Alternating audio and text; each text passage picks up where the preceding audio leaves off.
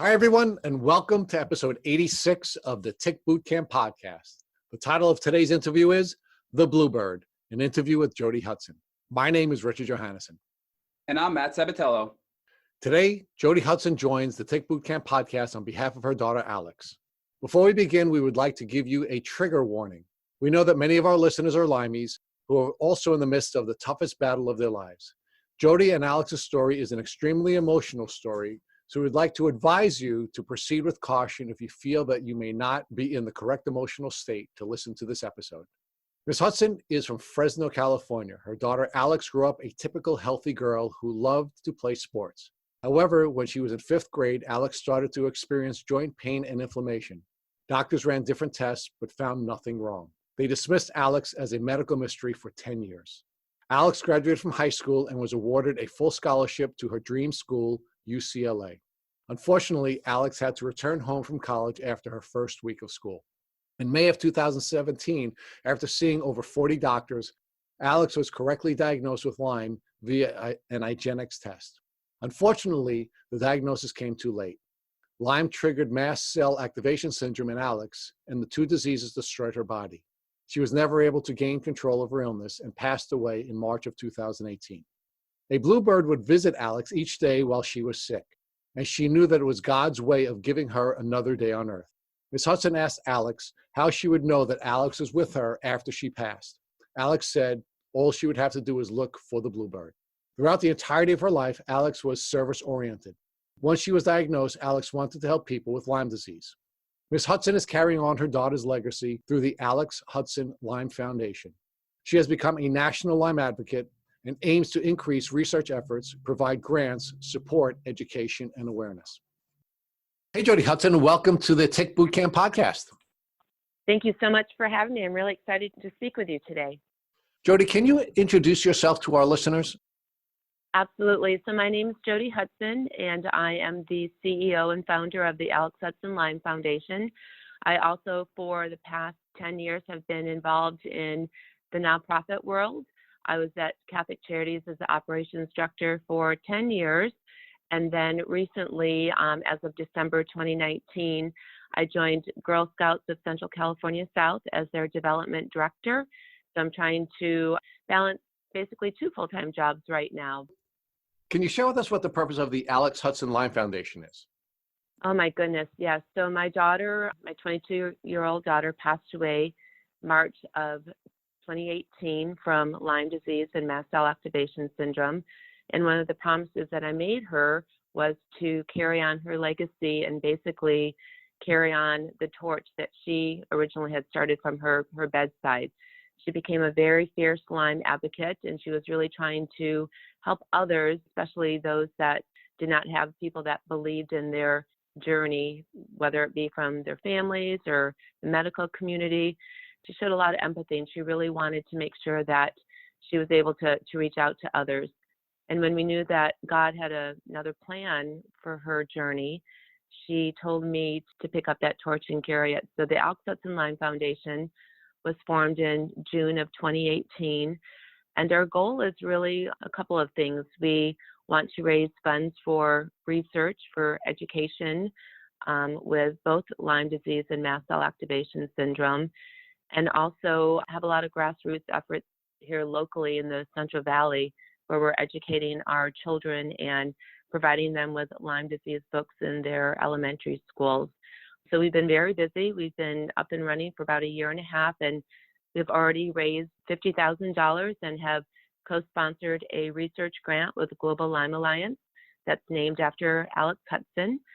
And we have also raised funds to purchase those Lyme books that will be given to 150 Fresno and Clovis elementary schools this coming May. So very busy, but very blessed to do great work on behalf of Alex. So Jody, can you share with us when Alex's tick disease journey began? When did she first start to show the symptoms of what ultimately became her tick disease?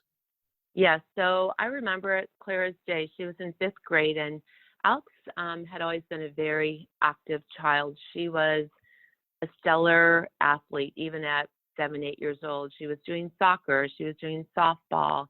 She was doing dance, you name it. She was just always very active. In fifth grade, she was running track and she started having joint pain and inflammation pain. And it started in the knees and it worked its way down to the ankles. And I remember we were always wrapping up her ankles and wrapping up her knees. And she just was in a lot of pain all the time. So, we started taking her to the Children's Hospital here and started, the round of doctors. And they thought, well, she's just a very active girl and her body's just being overworked from all the sports that she had been playing in. But then when she was playing basketball, she literally was carried off the basketball court because her knees just ballooned up. She couldn't walk. She had to be transported off. And we went back through the round of tests again. And we were sent to UCLA, Stanford, the best hospitals. And basically they told us that we know something is wrong with your daughter, but we can't figure it out. Tests are coming back inconclusive, and maybe it's something that will show up later on in life through different tests, through different blood tests. But, she's basically a medical mystery, and that's what we were told, and that's what we had to walk out of the doctor's office with and deal with for several years. At that time in Alex's life, were you aware of tics, and was Alex aware of tics, and were you taking any precautions to do any tick checks? Not at all. In fact, I tell people, if I knew then what I know now, Alex would be here today. I mean, it'd be a whole different story. But unfortunately, out on the West Coast, back in, when Alex was in fifth grade, Lyme disease wasn't talked about. I mean, even when she was officially diagnosed in May of 2017, I even said to myself, what is Lyme disease? I thought it was something that just happened out on the East Coast, or it was a disease that didn't impact us out here. So we were very ill prepared to deal with this. When did you first begin to even think about Lyme disease in the journey? Was it after it was brought up by a doctor, or was it something that you started to develop ideas about as the medical community was failing your daughter? Like I said, we had not even heard about Lyme disease until Alex was finally officially diagnosed in May of 2017. So basically for 10 years, Alex had to suck it up. She had to bear this pain, bear this joint inflammation. She, after sixth grade, could never run again. I mean, how do you tell a child who identified with their whole purpose in life, besides going to school, was with sports? I mean, she was going to, she was already looking at being recruited by Fresno State as a softball pitcher.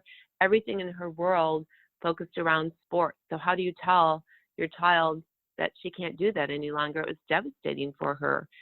And we just thought, maybe it's hereditary, genetic. Maybe there's just something wrong that she cannot run, and she has this, these inflammation issues. And she actually had knee surgery done because they thought maybe she had something wrong with her knees. So she battled this for several years, and then she started having digestive issues, and it just was never getting any better. But nowhere along this whole 10-year journey was Lyme disease ever talked about. In fact, leading up to her diagnosis in May of 2017, we spent 6 months in and out of ERs because she was developing a lot of other symptoms. She had air hunger. She had, throat closure issues, and it all went to psychiatric issues. They looked at this young girl that was losing weight, and they thought, oh, she probably has an eating disorder. Oh, she's got anxiety. I mean, nobody ever talked about Lyme disease until this 40th doctor actually said, I think her symptoms align with Lyme disease. And that's when I had to Google it, because Alex and I had no idea what Lyme disease was. Jody, before this 40th doctor thought Lyme, was Alex misdiagnosed with anything else other than a mental health issue? She was diagnosed with fibromyalgia, which is basically a doctor telling you that they don't know what's wrong with your child. She was diagnosed with that. She was diagnosed with some ulcers because we didn't know then that she had Lyme disease, and that Lyme disease impacts every organ in your body, and her stomach was giving her lots of problems. I just thought, again, maybe she was anxious because as a parent, we go to the doctors to get answers, right? Because we're not a doctor, so we rely upon the medical community. And the medical community kept telling us over and over again that she's just an anxious child. Well, when people don't believe in you, and Alex knew that there was something wrong with her, but when people keep discounting you, you start thinking that you're crazy. You start thinking maybe your daughter has an eating disorder. In fact, I even put her in a car and drove her to Sacramento and was ready to check her into an eating disorder clinic because that's what my doctors were telling me. So it was terrible not being believed. And one day I remember trying to get a handle on this. I said, Alex, how am I going to best represent you when we go to these doctors? Because I'm still trying to figure out what is wrong with you. I said, I need you to write down on a piece of paper everything that's bothering you. Well, not only did she fill the front page, but she filled the back page as well. And I looked at her and I said, all this is bothering you? She said, yes, Mom, and you need to believe me. She goes, I'm not making this up. And so when I saw it in black and white in writing, I knew that she wasn't making this up. Nobody sits down and writes down all these things just because they want somebody to feel sorry for them. Jody, I'd like to explore with you a little bit about how these developing symptoms were affecting your daughter socially. Was she becoming isolated because she was sick all the time? So, like I said, her peer group definitely changed because when you're in school, you identify with those that have similar activities. So all of her sports friends, all of her cheerleading friends, all of her dance friends, they moved forward, and Alex didn't move forward. So she had to find new friends, which was very tough going into junior high and high school. So her circle of friends definitely grew smaller as she started developing digestive problems and food allergies. That became hard because kids go out and have pizza after sporting events and other things. And Alex had to start really, watching her diet because she didn't really know what was triggering things. And she was getting fearful of eating out in public because she didn't know what would happen. So it was very painful as a parent, seeing that your child is having, medical issues that you can't pinpoint because the doctors don't know what it is, but then also social and emotional issues. So it was tough. It was really tough. So initially, the Lyme disease, the undiagnosed Lyme disease, took away her athletic activities, and then took Yes. away her social contacts.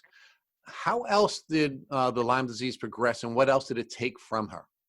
So it took her education at the end. She was able to graduate from high school, and she decided that she didn't want to go away to college in the beginning because we were still trying to figure out what was going on with her. So she stayed home and went to JC. And then she felt like she was maybe turning the corner and feeling a little bit better. And we were trying to grapple with her weight and her joint pains and whatnot. And so she said, I think I'm ready to go away to school now. So she started sending out college applications, and they started rolling in. I mean, she was a 4.0 student. She had a full ride scholarship to UCLA. We actually took her down there, moved her in for about a week, and just walking across campus, it just wore her out. So she had to come back home, and she didn't give up on her college pursuit. She actually went online and was still taking classes through ASU because she was determined that no matter, even if her body wasn't keeping up with her, her mind was still keeping up with her, and she was determined to get that college degree. And yeah, it just really makes me sad thinking about it because she wanted to be a Bruin so bad, and that was such a big goal, and she never was able to achieve that goal. Well, she was a Bruin. If only for 1 week, she was still a Bruin. So let's not That's true. think that was taken away from her. One of the things that we see, Jody, with a lot of our guests, especially our young guests, is that they often find even family members abandoning them. And you were kind enough to share that you had your doubts at times about whether or not you were suffering from anorexia or something else. Were there other family members who had been supportive of her before she was sick that ultimately lost faith in her and their relationship? Yes, she. So her father and I divorced in 2011, and basically Alex and I lived together, and our son went back and forth. But because Lyme disease is such a complicated disease, and it's the invisible disease, and it's nothing that people can really look at you and say, oh, yes, you have Lyme disease. I think it's hard for people to really understand this disease. And it was definitely difficult for her father and difficult for her grandmother and other individuals that were close to her to understand what was going on with Alex. So yeah, it was tough. We didn't have that, buy-in support. And she and I really that last year did a cross-country journey together. It was Alex and I trying to figure this out. So imagine, our bond grew even stronger because we really had to lean on each other for emotional support and just believe in each other and say, you know what, we're going to get this figured out. So that was tough, not having support. So Jody, was there ever a time when Alex was doubting whether she herself was sick? You did share with us that she gave you the list of all the symptoms that she had so that you could better advocate for her with the medical professionals. But do you think there was ever a time when she doubted whether or not she was actually physically sick? No, Alex had such a strong conviction. And I think just witnessing that in my daughter is one of the things that I always talk about when I share Alex's journey and her story about being your own advocate. Alex knew that there was something wrong with her, and she was not going to give up. I mean, she was the one who really pressed me to keep moving forward, because a lot of times I wouldn't say I would give up, but I would just be so frustrated not getting answers. But she kept pushing me. I mean, she had so much determination and grit. I mean, people think I do, and I pale in comparison to my daughter. I mean, she was amazing, this amazing warrior that just knew that there was something wrong, and she knew her body, and she was so in tune with it, and she knew that there was something wrong, and she was not going to give up until she found answers. And it was Alex, not me, that actually found the doctor who diagnosed her with Lyme disease. How did the Lyme journey impact your daughter spiritually? So Alex was Catholic. We went through all of the sacraments, but during her dark years in junior high and high school, when she was feeling more of social isolation and having her circle of friends being limited, it was really tough. She went through a period where she didn't want to go to church. She was really questioning God. She was very angry, and I think that's very typical of people when they, have things going on in their life and they can't figure out what's going on. It's easy for us just to blame God and think that, God has created all of this. But she towards the end, definitely, like I would say within the last 6 months before she passed away, had this beautiful spiritual transformation. And she was, taking on all of the redemptive suffering for the world. This daughter of mine was so amazing. She never took any pain medication. I mean, I would be the first person if I had a headache or something that would take Tylenol or whatnot. But Alex wanted to be so present with her suffering and really identify with it. And she just never took any pain medication. And within the last couple of months, when she was bedridden and all she could do was read, I mean, fortunately, Lyme disease did not take that away from her. She still was able to read a book a day, and she really became immersed in the Bible. And she wanted to really explore her faith and really understand her faith in a much different light than she ever had before. And so she asked if there was somebody that could come into the home and kind of be like our prayer couple, because she really needed to continue to have that motivation and that spirituality strengthened. So we were able to reach out to George and Kathleen, a prayer couple here at our church, and they came in a couple times a week, and they just prayed with Alex, and they brought her books. And George was just so taken by Alex. He said, at 22 years of age, she understands more about the theology and the spirituality of our religion and faith than most people do at 60 or 70 years old. And the questions that she would ask of him would just blow me away. I mean, she really wanted to understand this redemptive suffering and what she was taking on for not only herself with her pain and suffering, but people in the Lyme community and others that were battling diseases or sicknesses. Several people told me that they felt she was a modern day saint, and I really believe that. She was put here for 22 years to do such amazing work, but she knew towards the end that she would have greater blessings from above. And that's why on March 24th, she opened up her eyes one last time and had this big smile on her face. And she closed her eyes again, and she knew that her greater days were ahead of her. And the blessings that she has shown to me and others since she's passed, I have no doubt that she was a modern day saint for sure. Jody, can you walk us through how Alex's symptoms progressed from the time she was 10 years old up until the time she got diagnosed at 21 years old? You mentioned she started with some bone pain and joint pain and progressed to being bedridden. Can you walk us through the gap in between there? Sure. So, like I said, it started with the joint pain and the inflammation. And when I look back on it, I remember there was a week where she was really, really sick with like flu-like symptoms, and her friend was as well. And I don't know if that was, maybe the start of all of this with these flu-like symptoms. But so it started with the joint pain and the inflammation. And then that was always present. Like I said, she was never able to run again. But then the other big symptom was the digestive. And, she had to see different GI doctors. She had to limit her diet. She had to really be careful as far as different food allergies. So those were really the main symptoms.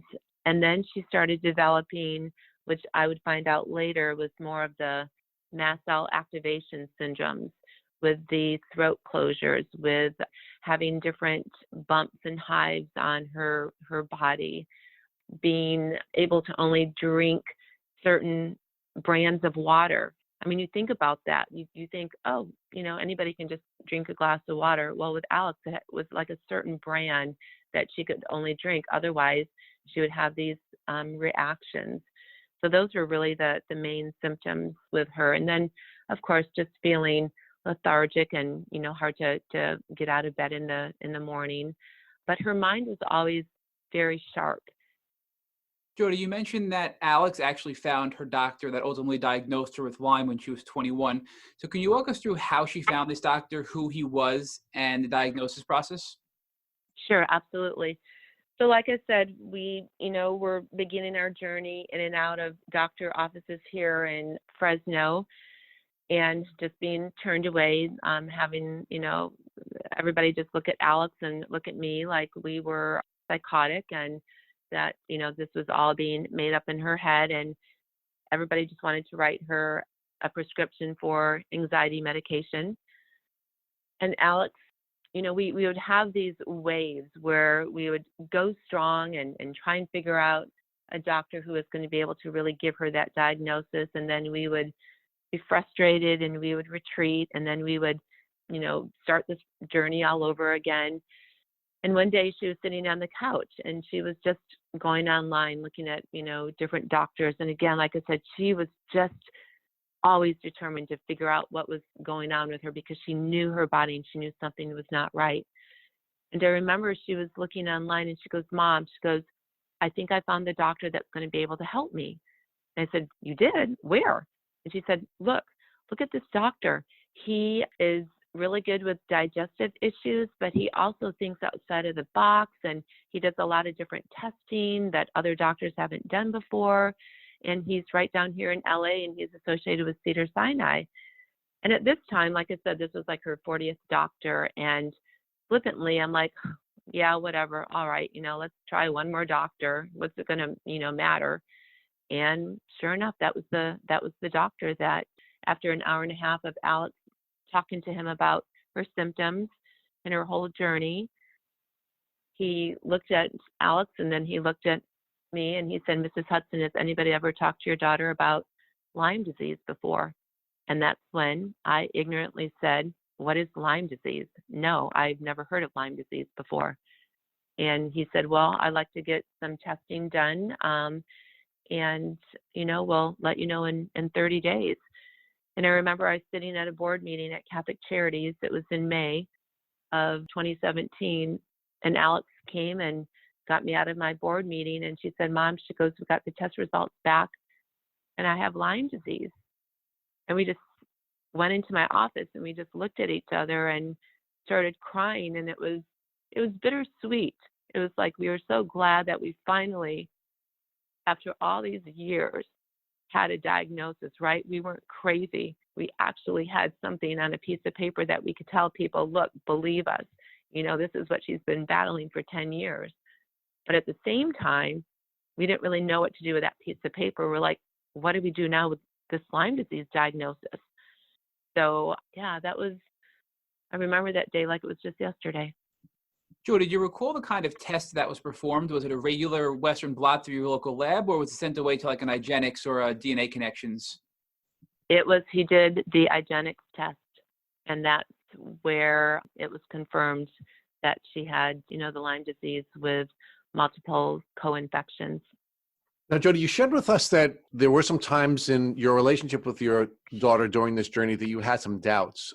Did this diagnosis that you finally received by this IGeneX test put you in a position where you were angry at the medical community for failing you and your daughter and causing some doubt at times in your mind about whether or not your daughter was sick?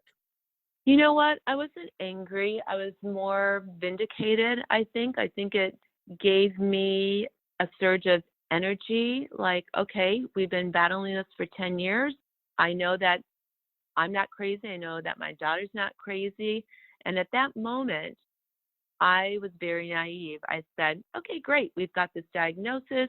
As parents, we're the fix-it people, right? Our child has an issue. They come to us. We fix it. And so I thought, great, we've got this diagnosis. I'm going to be able to fix it. I'm going to find the best hospital, facility. I'm going to get this knocked out. And in a couple of weeks, she's going to be feeling better. All this is just going to be a bad memory, a bad nightmare. We're going to, wash out the past 10 years of her life. And I'm also going to go back to the doctors to let them know, hey, you might want to start checking people for Lyme disease, because my daughter was told that she was a medical mystery, but if you guys would have done this testing, you would have realized that, there was something else here. So it was more of vindication. It was more of an educational tool for me to go back to her doctors with. But it was also like, I've got this diagnosis, and I thought we were going to wrap this up and put a bow on it, and Alex was going to be able to move on with her life. And that was furthest from the truth. Were you able to use this positive test as a tool to explain to people who are doubting her that she was in fact sick? So, for example, were you able to talk with her dad about the positive test, and did that change his relationship with your daughter? So yes, I was. When I told them that she had Lyme disease, they still were like, well, no, how can that be? So I remember taking a snapshot of the results. I remember sending it over to them. And then they started believing, okay, wow, she does have Lyme disease. But then, therein lies the problem. Once you find out that you have Lyme disease, how do you treat it?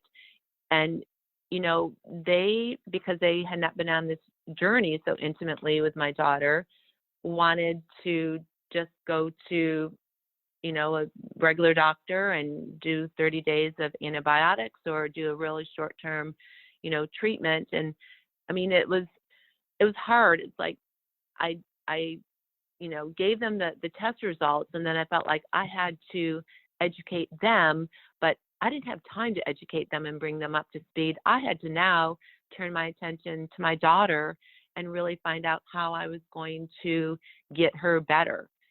So that was hard. It was hard. I couldn't give full attention to both. And that's the thing about Lyme disease, trying to educate individuals that don't understand it. I mean, there's still so much work to be done with that, but I just at that time had to turn my energies on my daughter and just try and get her better. Jody, what was the treatment plan at this point now that you finally had a Lyme diagnosis for Alex, and how did that progress? So Alex and I, once we got that diagnosis, we sat down and she and I started just looking online, looking at the best, facilities. I remember also, it's ironic that in May, she was diagnosed with Lyme disease, which May is Lyme Awareness Month, right? There was a TV station here, KC24, that had just ran a Lyme awareness segment with 3 individuals. One of these ladies lived here locally. 2 others lived about maybe 2 hours away. So I reached out to my friends at KC24 and said, hey, my daughter just got diagnosed with Lyme disease. You just had 3 women on your show talking about it. I need to speak to these women because I don't know how to help my daughter. I don't know anything about Lyme disease, but I'm hoping maybe they can, put me on the right path. So that was one thing that I did. The other thing that I did was, we live in the world of social media, and you can put things out on social media and get responses pretty quick and I did that. I asked Alex if she was okay with me sharing it publicly that she was diagnosed with Lyme disease. And I thought maybe that would help to give me some information much quicker than me doing it on my own. So I put out a Facebook post, and I had a lot of people reach out to me and tell me about, doctors that they had used before, and just to kind of give me some information. So then Alex and I could look at all this information and decide upon the path that we wanted to choose. One of these gals that was on the KC24 show, like I said, lived here locally. So I called her up.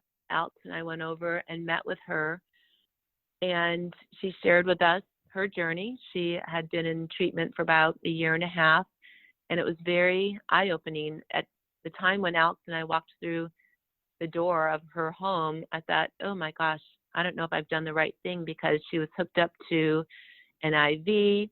Her counter was full of all these pills and supplements, and I'm thinking, okay, she's got to be a hypochondriac. There's no way possible that one person needs to take all these supplements, right? And Alex was just looking at all this medication too, thinking, oh my gosh, is that going to happen to me? But it was really good. It was a good talk, and she actually led us to her doctor, which became Alex's main doctor. But then, as we know, Lyme disease impacts every organ in your body. And Alex eventually had about 12 or 13 doctors working on her case, because she needed somebody for the heart. She needed somebody for the digestive. So yeah, we started building our team. We also started going out to different facilities. We took her to the Sophia Health Institute for about a week. We took her to the Hansa Center for about 3 weeks. I mean, we were just trying everything. Did you ever have any concerns about having adequate resources to provide all of this care to your daughter? So again, sometimes we don't understand God's plan until we actually have a moment to look back and reflect on it. I lost my parents. I lost my mom in 2003, and I lost my dad a couple years before Alex passed away. And I had sorry. a little bit of a, thank you. And I had a little bit of a nest egg from my dad. So fortunately, I was able to use that money to help Alex that last year. So from 2017 until she passed in March of 2018, I spent over $80,000, wiped out my whole little nest egg. Because remember, I'm a single mom, divorced in 2011, so I was doing everything on my own. So yeah, it was tough. Had I not had that little nest egg, I don't think that I would have been able to afford all of the different facilities that I took Alex to. We ended up selling Alex's car that she had, because she said, Mom, she goes, why do I need this car? She said, I need treatment more than I need a car. So, I mean, we were selling everything that we could to afford her care, because I was the only one providing for it. Insurance, of course, didn't pay for a lot of that treatment, but we all know as parents, you would sell anything to save your child, right? Jody, can you walk us through in more detail what treatments you actually got for Alex when she first got diagnosed? So the week that we stayed at Sophia Health Institute, we did a lot of different IVs, lots of different supplements, herbs. We didn't really start on any antibiotics. She wanted to try and do things all natural.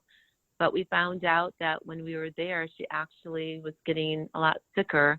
And that's because she was developing the mast cell activation symptoms. And that's the thing. That's the really tricky thing when you start treatment. You don't know what's going to offset other symptoms, right? So we were there for about a week. And when I brought her home, we decided to go and see a doctor that had been recommended to us out on the coast. And he was a neuropathic doctor. And so when we went and saw him and we showed him the whole array of supplements and whatnot that had been recommended for Alex, her protocol at Sophia, he whittled everything back. And he was the one that actually said, I think the reason why she got worse is because a lot of these things that she's taking are impacting the mast cell symptoms. So we stripped back a lot of her protocol. We put her on a couple of antibiotics. We started doing some other IVs just to really start strengthening up her immune system.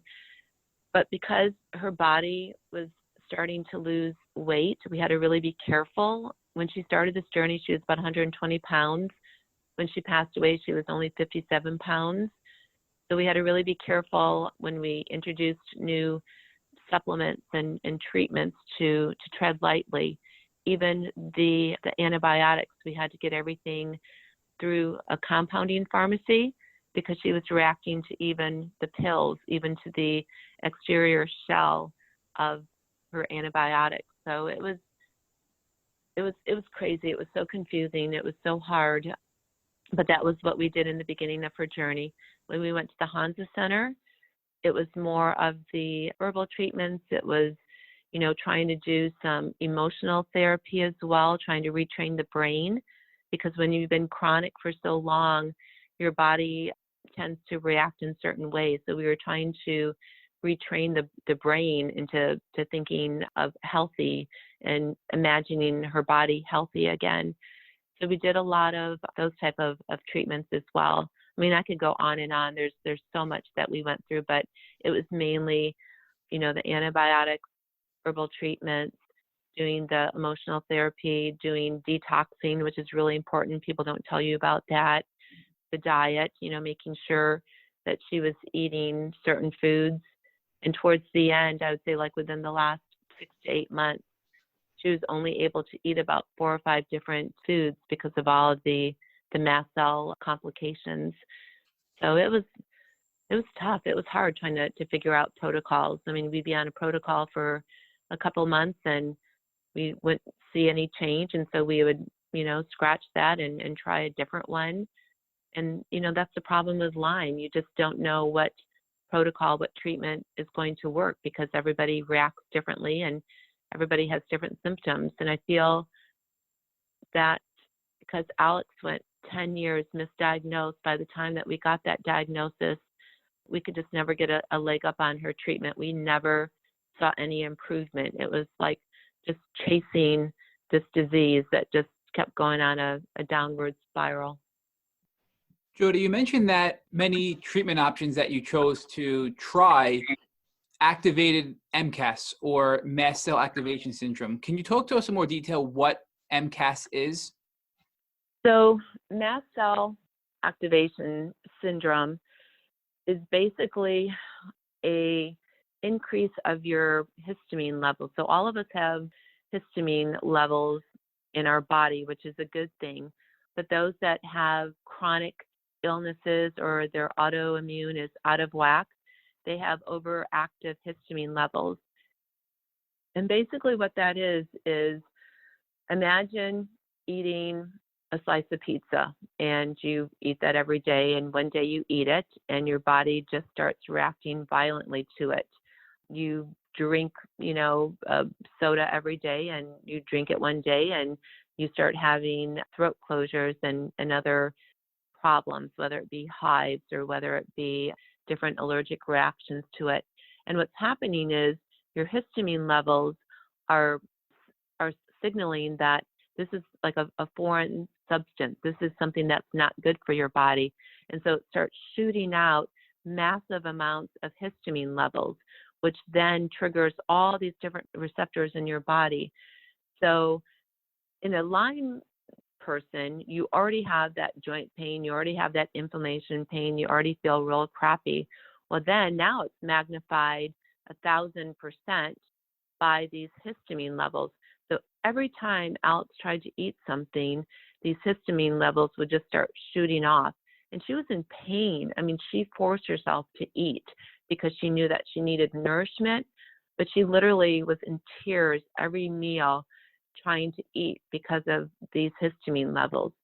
So we tried with different medications and different H1 and H2 blockers to try and get those histamine levels down. And it was just, it's just a hard science trying to figure out exactly the right dosages of things and things that wouldn't upset her Lyme disease.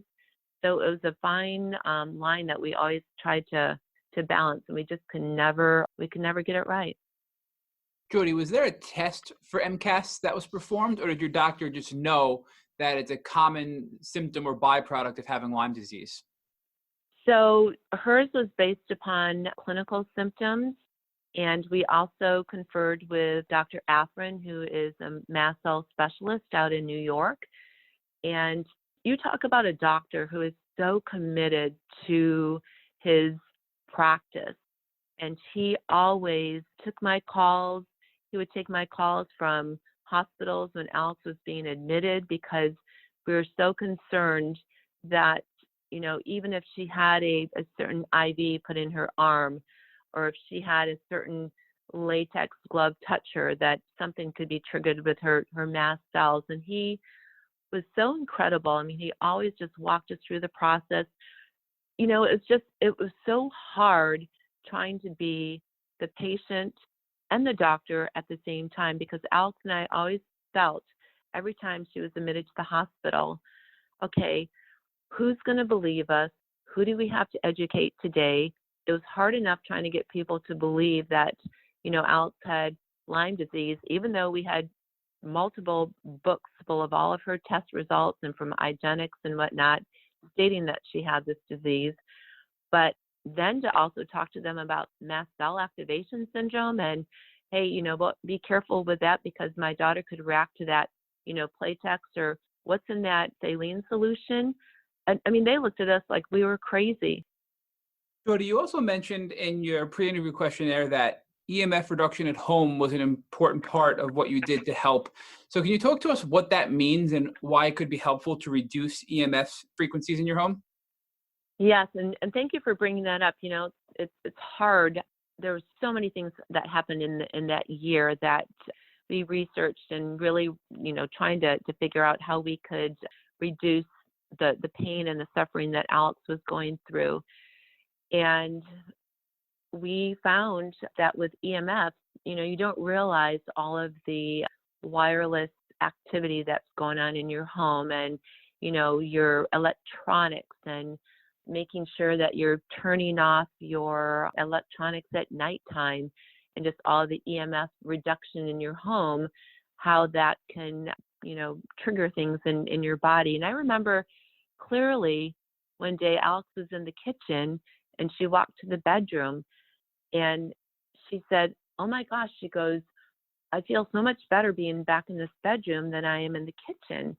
And I didn't realize that we had like our hot water meter over by the kitchen and other things that really were, causing more disruption in her body. So we went online and we actually found different devices that you can attach to your hot water meter and to your TV and other things in your home that can help reduce EMF. So yeah, there's a lot of things that you can do to help, counter some of these Lyme disease symptoms.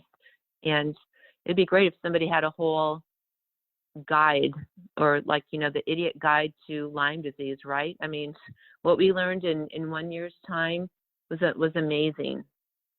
Jody, you also mentioned that you had tried a Rife machine as well with Alex. Can you talk to us if you felt that was beneficial in any way?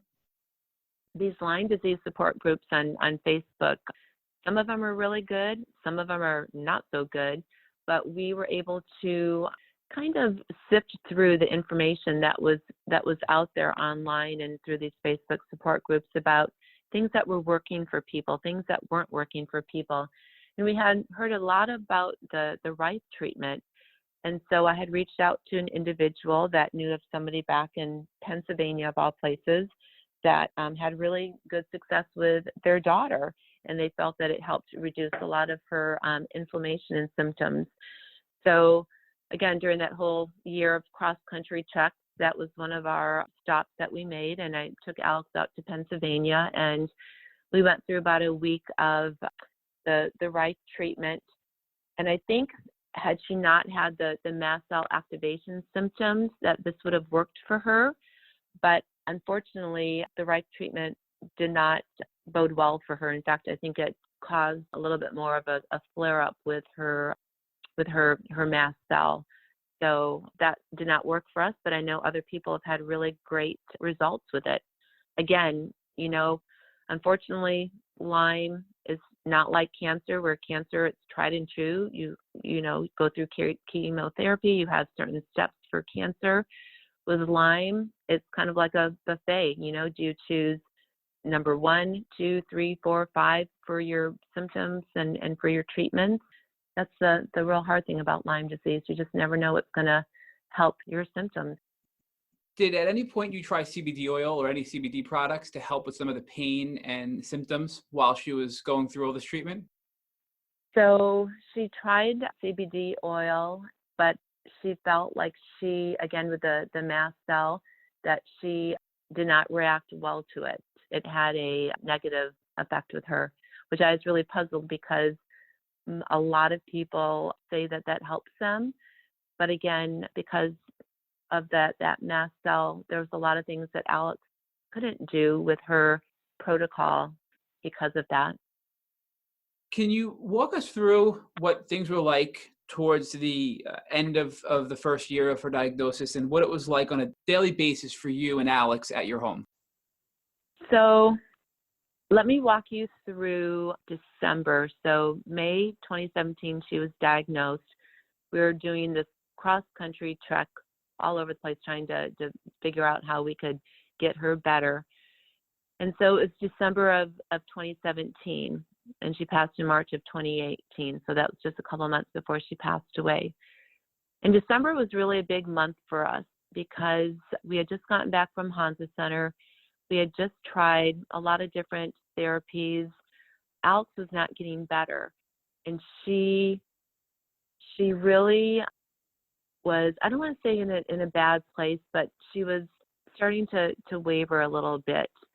But her spirituality and her whole transformation really started taking off in the beginning of December.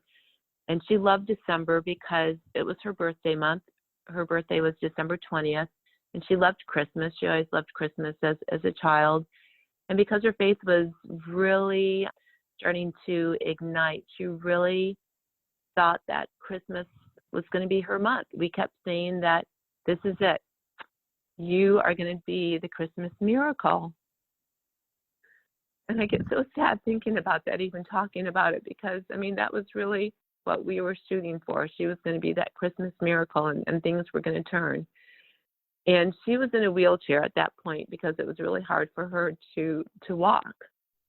And she was able to go to church on Christmas, and that was the last time that she ever went to church, because after that point, you know, we had talked about the EMFs and the sounds and the music and everything, and it was just too much for Alex to be in a big public setting with lots of music and lots of noise. So that was the last time that she was able to participate in a group service.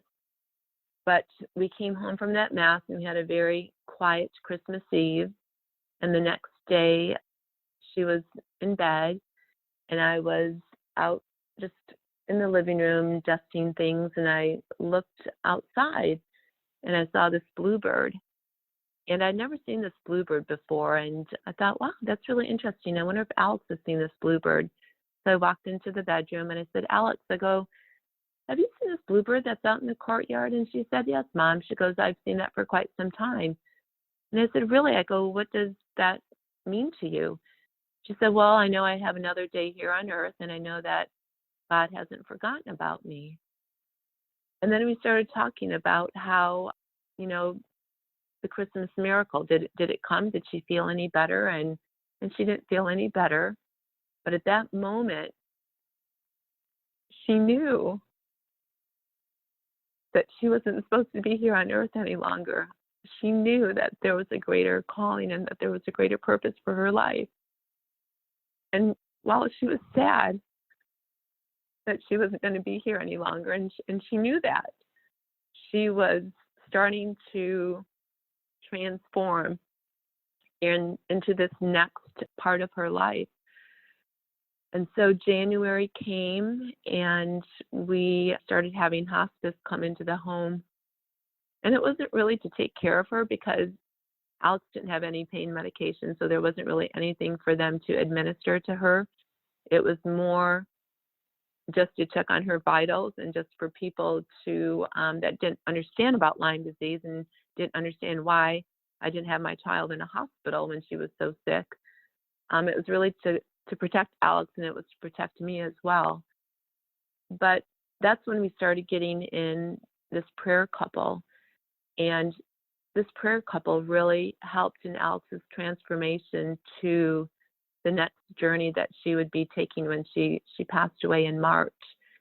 And it was just so beautiful to witness that whole transformation and how when people would come and visit with Alex, they were just so taken away by her. They said, she's not the same child any longer. And I said, no, she's not.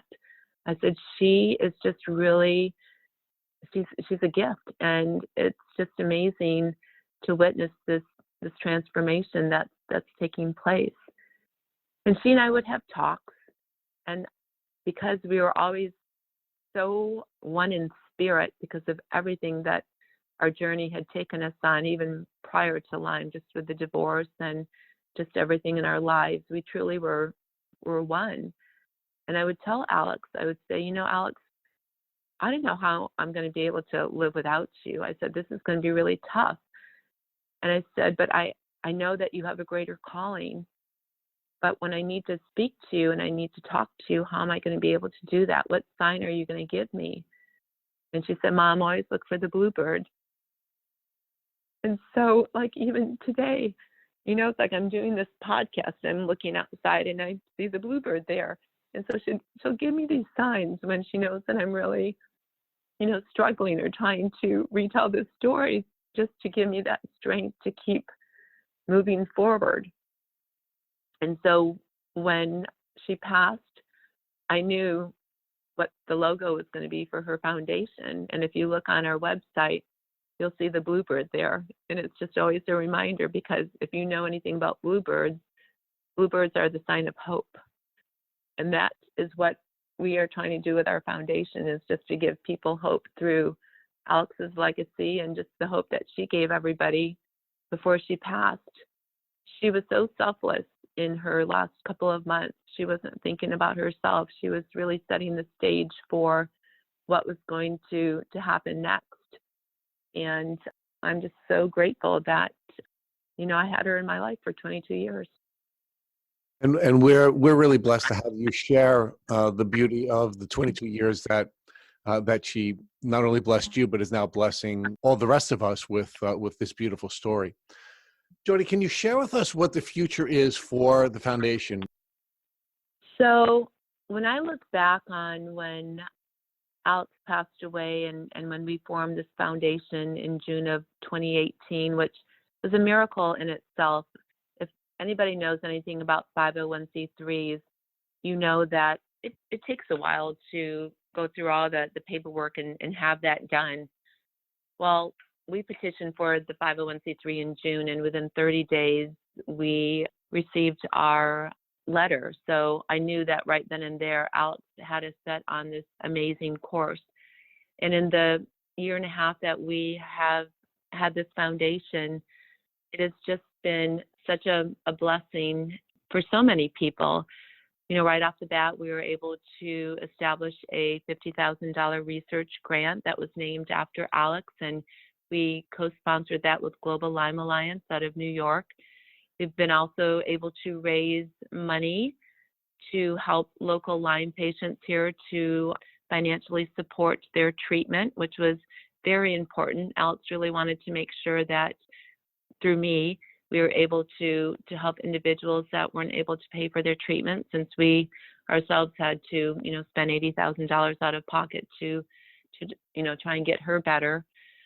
Our foundation is also very committed to working with children through children Lyme disease books, getting them out to all of the elementary schools and really creating that awareness so children can start educating their parents through doing different tick checks and other things, just that prevention and that awareness. I'm also really excited to talk about the partnership that we have with Girl Scouts of Central California South with our foundation. We are launching a Lyme curriculum. I can't believe it hasn't been done yet, but we are going to be launching a Lyme curriculum that Girl Scouts throughout the country will be able to earn patches that will have the Alex Hudson Lyme Foundation logo on it, along with the Girl Scouts of Central California South logo. And that will be patches earned for different Lyme disease curriculum awareness. We have lots of plans in store coming up for May for Lyme awareness. And it's just amazing in the year and a half that we have been formed, our depth, our range. I mean, look at, I'm talking to you guys today. I mean, we've gone national. People know about this foundation. People are, looking at this foundation as something that you're able to take something that's very tragic and horrific, a death, and turn it into a positive. Alex never would have wanted me to sit back and not do something positive with her death. And I think that's definitely the driving force with this foundation, is to make sure that I carry out her legacy, to make her death meaningful, to really help to inspire others and give people hope that despite what you are going through, look at my daughter. She never gave up. She was always hopeful to the end, and to dig deep. We all have personal things that happen in our lives. We all have journeys that we're on, but never give up, because you just don't know what might happen at the end and what good could come from it. So that's really what I want to inspire other people. I don't want to be grief girl. I want to be able to inspire people and let people know that there is good that comes from bad things in your life. And it's really up to you to turn and flip that. Thank you for listening to the Tick Bootcamp interview with Jody Hudson. To our listeners, we have a call to action. First, if you'd like to learn more about Jody Hudson and the Alex Hudson Lyme Foundation, please visit alexhudsonslymefoundation.org. Second, if you enjoyed this episode of the Tick Bootcamp podcast, please share it with your friends by using the social media buttons you see at the bottom of the post. Third, we here at Tick Bootcamp have created a Tick Bite blueprint that has been inspired by the information that has been shared with us by past podcast guests. We urge you to visit our website at www.tickbootcamp.com to view the blueprint. We would appreciate it if you would contact us with any suggestions you have for improvements to the blueprint. Fourth, don't forget to subscribe to this podcast on iTunes, Google Play Music, or Spotify to get the automatic episode updates of our Tick Bootcamp podcast. And finally, we thank you, our listeners, for your comments on our past podcast episodes. Please take a minute to leave us an honest review on iTunes, on Instagram, or on our website. We make it a point to read every single one of the reviews we get. Thank you for listening.